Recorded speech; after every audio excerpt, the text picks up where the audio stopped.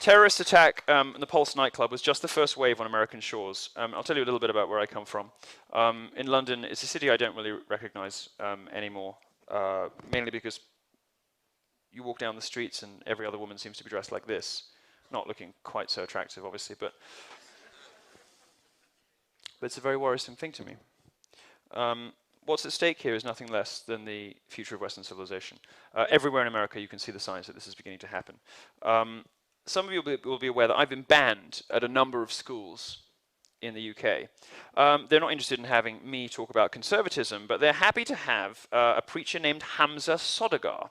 And Hamza Sodagar, I believe we have a picture of him, advocates beheading homosexuals.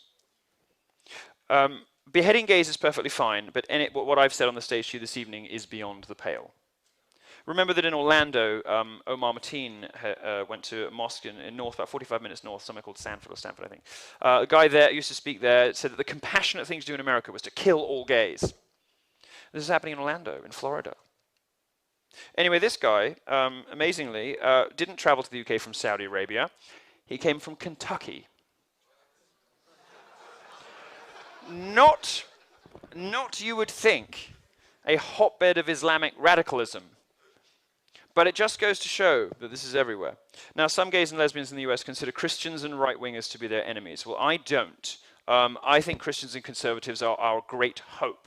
I think Christians and conservatives are the best thing about this country.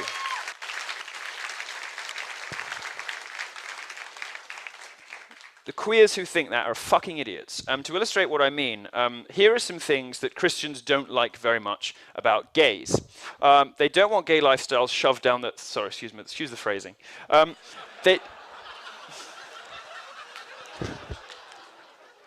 Forgive me. They don't want to be forced to support gay marriage, perfectly reasonable in my view. They don't want to be forced to bake gay wedding cakes, and they want to go to Disney World without waiting in line behind two leather boys with twinks on dog leashes, in case you can't read that at the back. All eminently reasonable, perfectly supportable, unobjectionable positions. Here are some things that Muslims think about homosexuals. Well, they don't really like us being public, they don't like us speaking, they don't like us breathing, they don't really like us existing.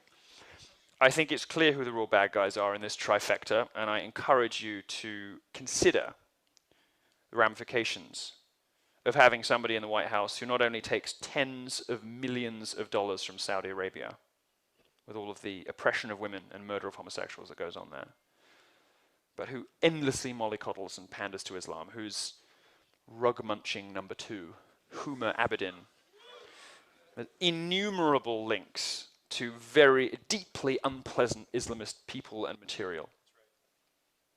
Look into her. You can look on Breitbart. We've done a lot of reporting about this woman. It's amazing that her choice of husband isn't even the worst thing about her. Well, both of them, in fact. You can see why they're both so keen on women covering up, given their respective husbands' wandering eyes. At the Clinton campaign, of course, in the morning, you know, after they've prayed in the direction of Mecca, they I don't like that joke. They pray that you don't notice the hypocrisy. And not just on this subject, but on a wide variety of subjects coming from the Democrat Party. It used to be the case that left-wing parties were the parties of working people, were the parties of the strivers, of those who wanted to get ahead, who, you know, up against the rich, up against the powerful, up against the vested interests. Well, the Democrat Party now is the vested interests.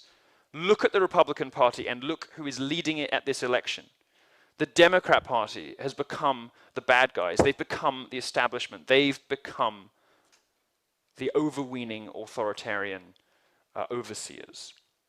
And the Republican Party, on the other hand, as evidenced by the sea of Make America Great Again hats, has become the dissident, mischievous, subversive element in American politics, and it is wonderful to watch.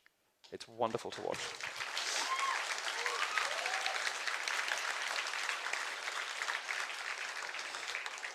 Now, it is time for various minority groups, and I'm sorry to say that the liberals have insisted on splitting you all up. Men and women, blacks and whites, gays and straights. It is incumbent on minority groups to stick up for themselves and to resist liberalism.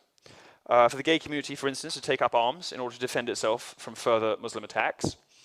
Here you can see a strikingly handsome homosexual in a very fetching top that says, "We shoot back." Well, it's time to start. If a couple of people had been armed in Pulse, things would have ended very differently in Orlando. Now, the religious right, who don't have the same kind of influence on the party that perhaps they once did, nonetheless are our friends. They're basically right about everything political. They're not the bad guys. They want everyone to be alive and to be free. In fact, the religious right are now allies, as the left likes to say. Consider that while liberals were crying and hashtagging after Orlando, Chick-fil-A, which is delicious, very good stuff. Anyone know what is the typical? What is this? What is the big problem with Chick-fil-A? There's one big problem with Chick-fil-A. It's closed today. It's closed, and you think, bastards! What day do you want it more than Sunday? What day do you want it more than Sunday at about 11? Oh, Chick-fil-A, yes, yes, but no. Why? Because, well, they're people of faith, and great. You know when they opened on Sunday? Orlando, to feed people who were giving blood to the victims of Pulse nightclub. That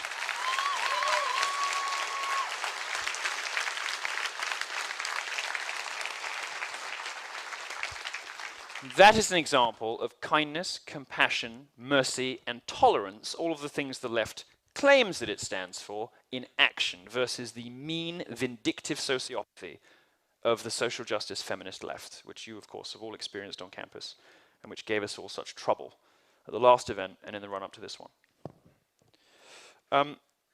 I mentioned before that Jews have said never again after the Second World War. Well, it is time, in my view, for conservatives to say something similar, and it is that Donald Trump represents a rejection by the conservative grassroots of all that the Republican Party has come to stand for, and all of the priorities the Republican Party now has. And it is time, without meaning to belittle without belittling the accomplishments of Israel with a comparison, for American conservatives to say something similar. It is no longer acceptable for the Republican Party to act solely in the interests of the super rich and solely in the interests of people who care more about economics than they do about human life, human value, and human flourishing. And it is no longer good enough for either major party, both of whom, in my view, as an outside observer, of course, deserve to burn. It's no longer good enough. And Donald Trump has opened up a third way for this country. He is the person who will blow open the system that has treated you guys and your parents so badly for so long. And for that reason alone, I think he deserves a shot, don't you?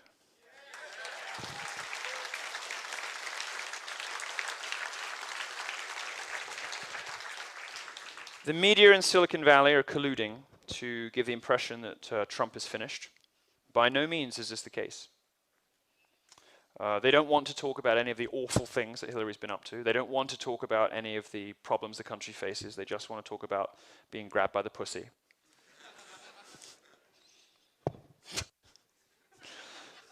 None of the things in the WikiLeaks disclosures nor the FBI revelations were trending on Facebook today. What do you think people in America are talking about today? A little bit of football? What else are they talking about? They might just be talking, maybe, about the fact, it's quite nice, isn't it? Black, I'll get used to this. It's not trans, it's drag, it's okay.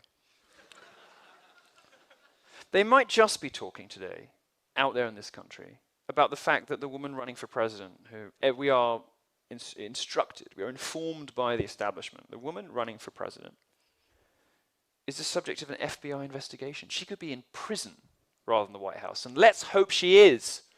Let's hope she is.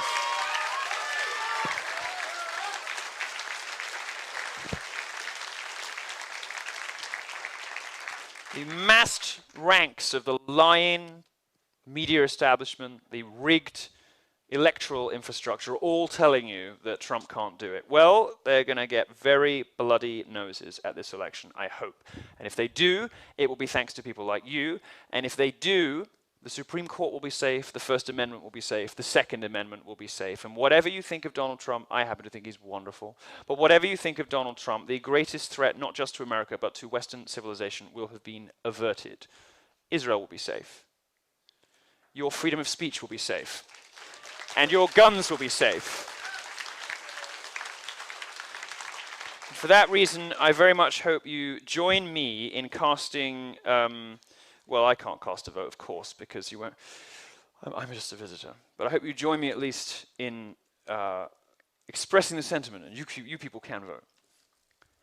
Cast your votes. I encourage you, as somebody who needs you, and all of the rest of the world needs America, as I said, to be free and to be strong.